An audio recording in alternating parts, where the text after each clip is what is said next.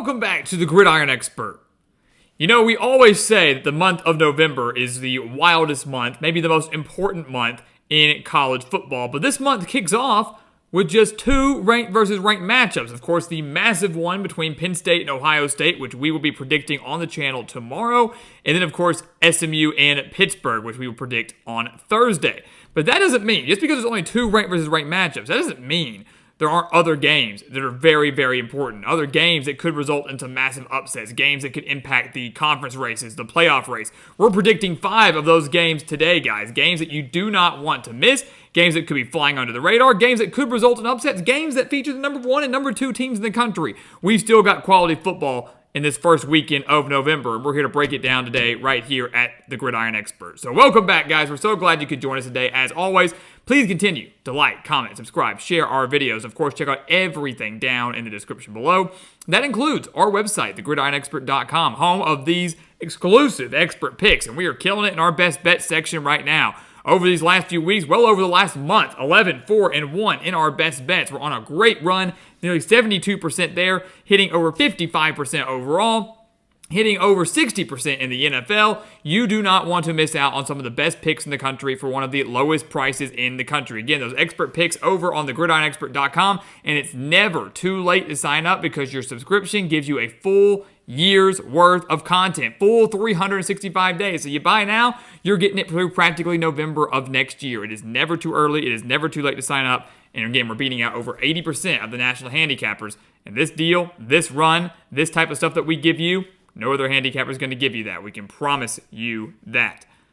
So let's dive into this game. Week 10 of this college football season. Let's start in Fayetteville, number 19, Ole Miss and Arkansas. If you're looking for a great way to kick off your college football Saturday, an entertaining, high-octane, offensive, fast-paced game, this is the one for you. The Rebels and the Razorbacks have produced some classics over the last few years. In fact, 6 of the last 9 meetings between Ole Miss and Arkansas have been decided by one possession. That includes a 27-20 Ole Miss victory last year in Oxford. But Fayetteville, it could be a little stormy, could be a little rainy on Saturday. That doesn't bode well for the Rebels. Fayetteville as a whole has not boded well for the Rebels. They have not won in Fayetteville since 2008. They've won a few games in Little Rock, but they have not won in Fayetteville since 2008.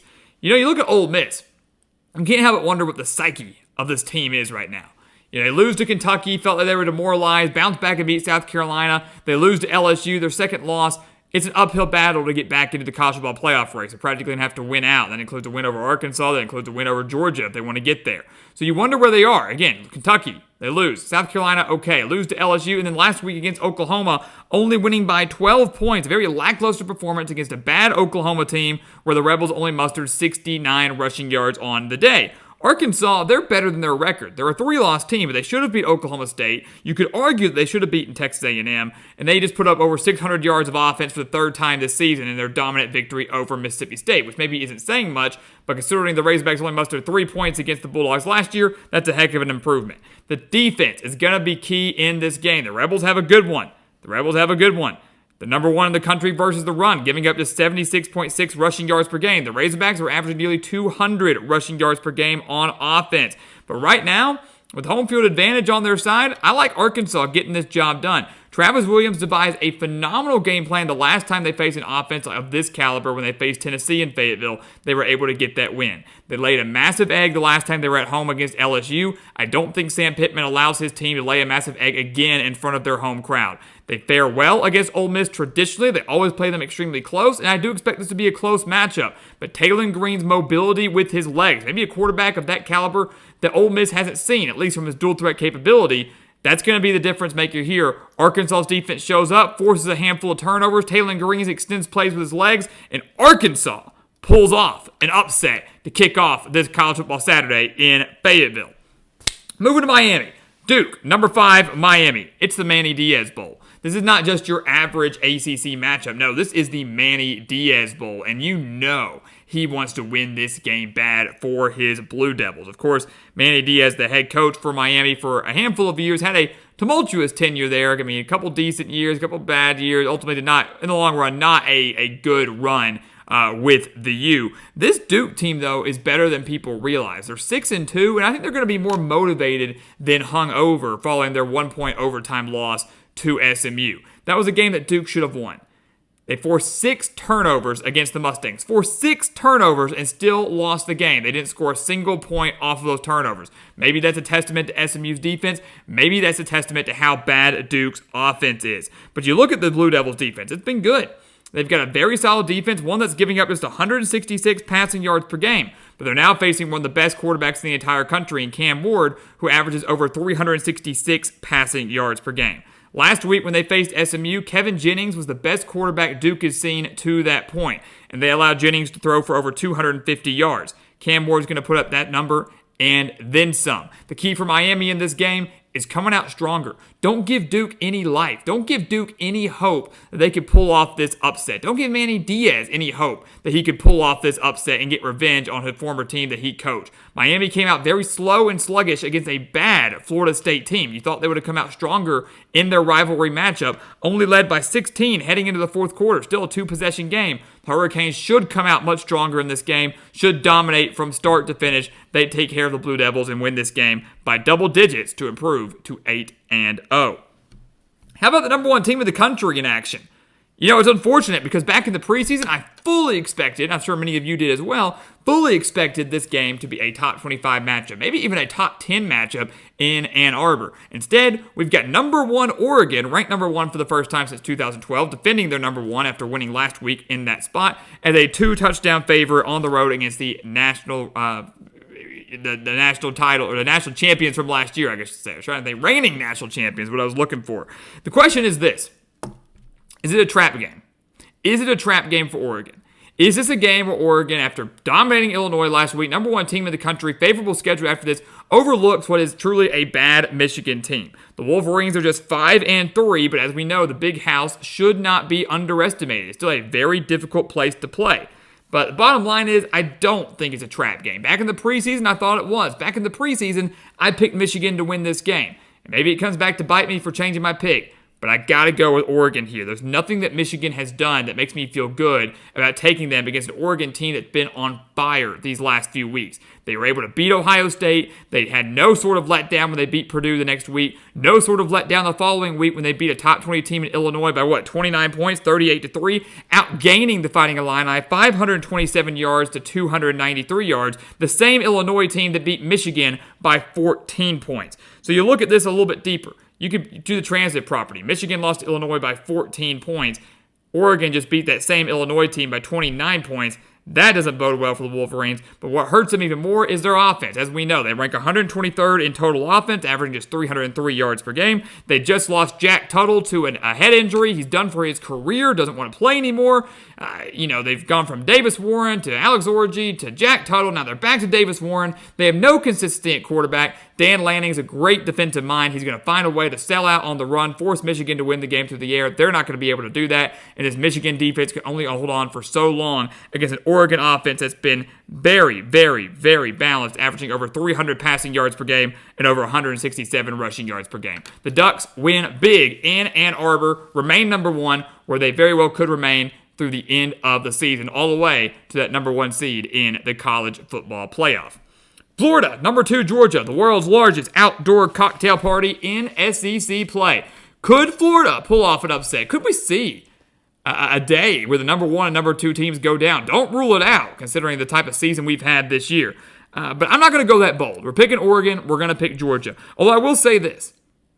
History is on Florida's side, ironically. It's a weird pattern in this rivalry game between the Gators and the Bulldogs. Florida won 3 straight games in this series from 2014 to 2016. Then Georgia snapped it and started their own 3-game winning streak, winning 3 straight from 17 to 2019. Florida won the COVID game in 2020. There shouldn't be an asterisk by that per se, but it was a very weird year, an anomaly for both teams. But right after Florida won that game, Georgia has now seen themselves on a 3-game winning streak in the series. Florida wins 3, Georgia wins 3, COVID year, Georgia wins 3 again.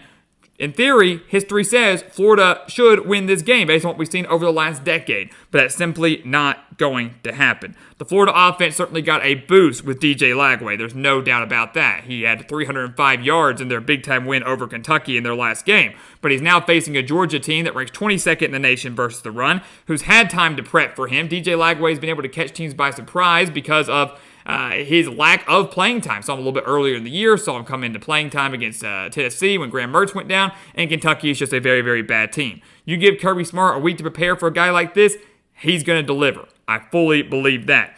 And then you look a little bit closer. Florida's defense is just mediocre. They're 73rd in the nation, allowing over 370 yards per game. And that Georgia offense, while it's not blowing people out of the water, is still pretty dang good, still pretty effective, and they do own the quarterback edge with Carson Beck.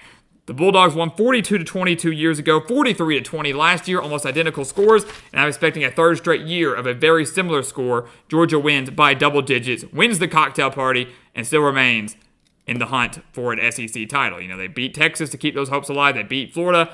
They only have a handful of games left, I believe, against Tennessee and Ole Miss. It could be road bumps, and we do expect the Bulldogs to be favored in both of those.